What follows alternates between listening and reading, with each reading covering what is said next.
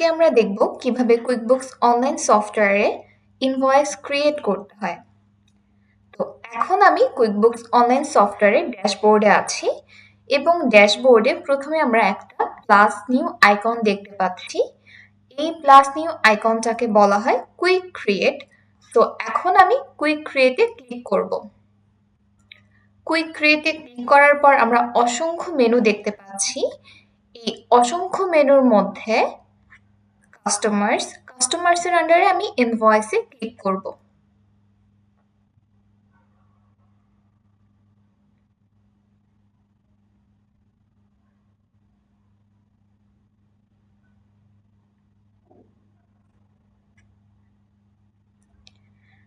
এখন ইনভয়েস করার ক্ষেত্রে আমাদের কোন কোন ইনফরমেশন প্রয়োজন হবে তা একটু জেনে নিই।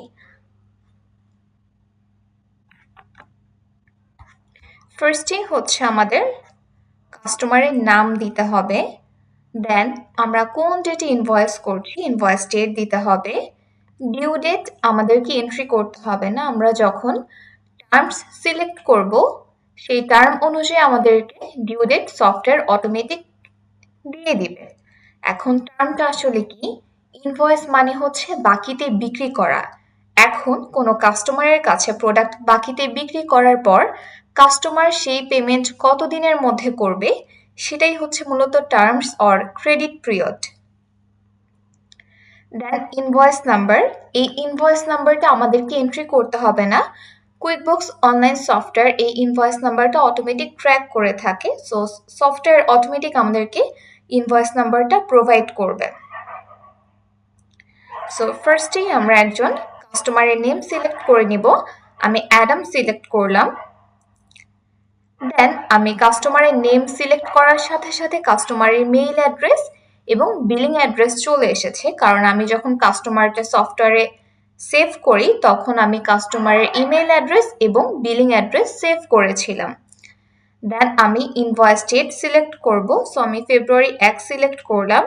আমি টার্ম সিলেক্ট করব নেট 30 ডেজ এবং নেট 30 ডেজ সিলেক্ট করার পর কিন্তু আমার ডিউ ডেটটা অটোমেটিক চেঞ্জ হয়েছে। এরপর আমি একটু স্ক্রল করে নিচে চলে আসব।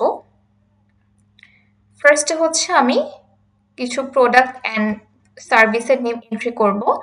যেহেতু এটা আমার একটা ফার্মাসিউটিক্যালস প্রতিষ্ঠান, সো আমি ফার্স্টে সিলেক্ট করলাম diagnostic and testing equipment. Then আমি সিলেক্ট করব হ্যান্ড স্যানিটাইজার। এরপর আমি আরেকটা প্রোডাক্ট সিলেক্ট করব লাইফ সেভিং ইকুইপমেন্ট। এখন আমি কোয়ান্টিটি মেনশন করে দিব। So diagnostic and testing equipment 10 piece, hand sanitiser 7 এবং লাইফ সেভিং ইকুইপমেন্ট 12 পিস। এবং আমি প্রোডাক্ট এন্ট্রি করার সাথে সাথে কিন্তু রেট অটোমেটিক চলে এসেছে। এখন আমাকে ভ্যাট সিলেক্ট করতে হবে। সো এখানে আমরা যদি দেখি এখানে আমাদের তিনটা বিষয় আছে। তিনটা বিষয় কি এটা সম্পর্কে আমরা একটু জেনে নিই।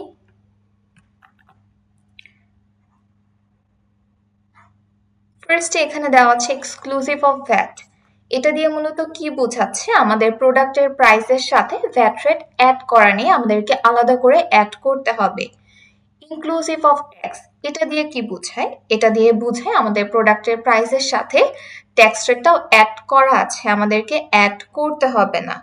নো ভ্যাট, আমার কোম্পানি যদি ভ্যাট রেজিস্টার্ড না হয়ে থাকে সেই ক্ষেত্রে আমরা নো ভ্যাট সিলেক্ট করব। সো আমি এখান থেকে ভ্যাট রেটগুলো সিলেক্ট করে নিচ্ছি। আমি ফার্স্টে প্রোডাক্টের জন্য 10%, সেকেন্ড প্রোডাক্টের জন্য আমি 8% অ্যান্ড থার্ড প্রোডাক্টের জন্য আমি এখানে 20% সিলেক্ট করলাম।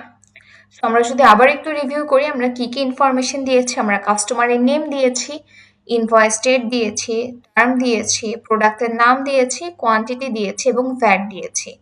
আমাদের সব ইনফরমেশন দেওয়া শেষ, আমাদের সাব টোটাল চলে এসেছে। দেন প্রত্যেকটা প্রোডাক্টের উপর ভ্যাট চার্জ করা হয়েছে এবং টোটাল অ্যামাউন্ট কিন্তু চলে এসেছে।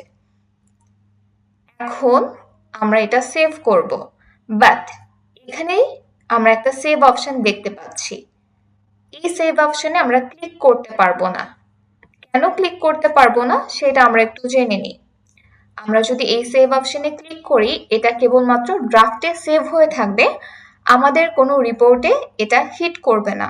সো এর জন্য আমরা অবশ্যই এখান থেকে যে কোনো একটা অপশন সিলেক্ট করব, save and close, save and send, save and share link, save and share WhatsApp. Even আমরা আমাদের কাস্টমারের হোয়াটসঅ্যাপে এটা শেয়ার করতে পারবো। সো আমি এটা এখন সেভ অ্যান্ড ক্লোজ করে দিচ্ছি। এভাবেই খুব সহজে আমরা কুইকবুকস অনলাইন সফটওয়্যারে ইনভয়েস ক্রিয়েট করতে পারবো।